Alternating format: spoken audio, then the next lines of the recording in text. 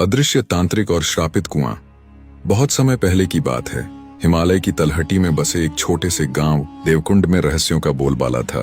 गांव के बाहर एक प्राचीन टूटा फूटा कुआं था जिसे अदृश्य कुआं कहा जाता था। माना जाता था कि इस कुएं में कोई अदृश्य तांत्रिक बसा था जो रात के तीसरे पहर अपने मंत्रोच्चार से पूरे जंगल को जीवित कर देता था। गांव वालों का मानना था कि जिसने भी उस कुएं में झांका उसका अंत बड़ा भयावह हुआ। गांव में एक निर्धन किसान भीमराव अपनी पत्नी धनेश्वरी और छोटे बेटे ओंकार के साथ गुजर बसर करता था। भीमराव मेहनती था लेकिन किस्मत ने उसे हमेशा दुत्कारा। कभी सूखा कभी बाढ़, उसके खेत हमेशा उजड़ जाते। एक दिन गांव में एक अजनबी साधु आया जो काले फटे चोगे में लिपटा था। उसकी आंखें कांच जैसी ठंडी और चमकदार थीं। गले में सूखे हड्डियों की लंबी माला थी और उसका चेहरा धुएं के बीच धुंधला दिखाई देता था। साधु ने सभा में ऐलान किया, जो भी इस कुएं से स्वर्ण मणि निकाल लाएगा उसका जीवन धन और सुख से भर जाएगा, परंतु सावधान, जो उसकी रक्षा करने वाली आत्मा को भड़काएगा वह अपनी आत्मा भी खो बैठेगा। लालच और गरीबी ने कई युवकों को प्रेरित किया। उन्होंने रात के अंधेरे में कुएं की ओर प्रस्थान किया, लेकिन उनमें से कोई भी कभी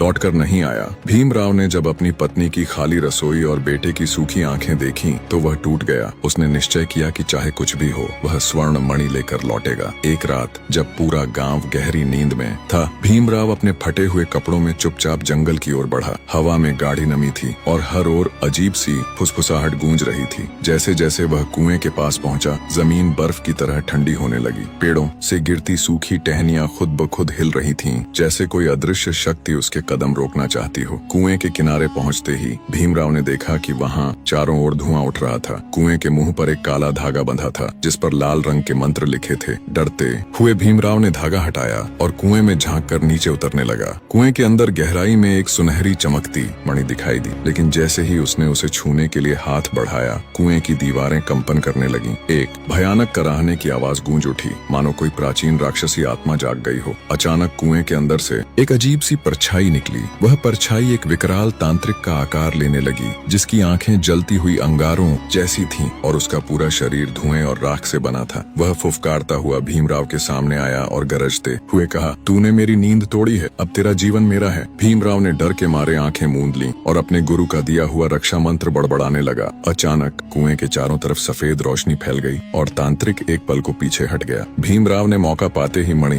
को उठाया और ऊपर की ओर दौड़ पड़ा, पर जैसे ही वह कुएं के मुंह के पास पहुंचा, कुएं से एक काली रस्सी जैसी जीवित जड़ें बाहर निकल आईं और उसे पकड़ने लगी। भीमराव ने पूरी ताकत लगाकर खुद को छुड़ाया और गिरते पड़ते कुएं से बाहर निकला, लेकिन उसके पैर में एक अजीब निशान बन चुका था, एक उल्टा त्रिशूल का चिन्ह। वह जैसे तैसे घर पहुंचा। धनेश्वरी खुशी से रो पड़ी और ओंकार उछलने लगा। भीमराव ने मणि पूजा स्थान पर रख दी, लेकिन उसी रात जब सब सो रहे थे, घर में अजीब सी आवाजें गूंजने लगीं। खिड़कियां अपने आप खुलने बंद होने लगीं। दीवारों पर काले हाथों के निशान उभरने लगे। भीमराव ने घबराकर मणि को वापस कुएं में फेंकने का निर्णय लिया, पर जब वह उठकर दरवाजा खोलने गया तो सामने वही तांत्रिक खड़ा था, अब और भी भयावह रूप में। उसकी आंखों से खून बह रहा था। भीमराव चीखते हुए पीछे हटा। धनेश्वरी और ओंकार दौड़कर आए, लेकिन तांत्रिक ने अपनी लंबी राख से बनी हथेली से उनकी ओर इशारा किया। पूरा घर अंधेरे में समा गया। अगली सुबह गांव वाले जब पहुंचे तो भीमराव का घर खाली पड़ा था। अंदर सिर्फ जली हुई मिट्टी, टूटे हुए मंत्र पत्र और एक कोने में चमकती वह स्वर्ण मणि पड़ी थी, अब भी इंतजार करती हुई किसी और भोले इंसान का।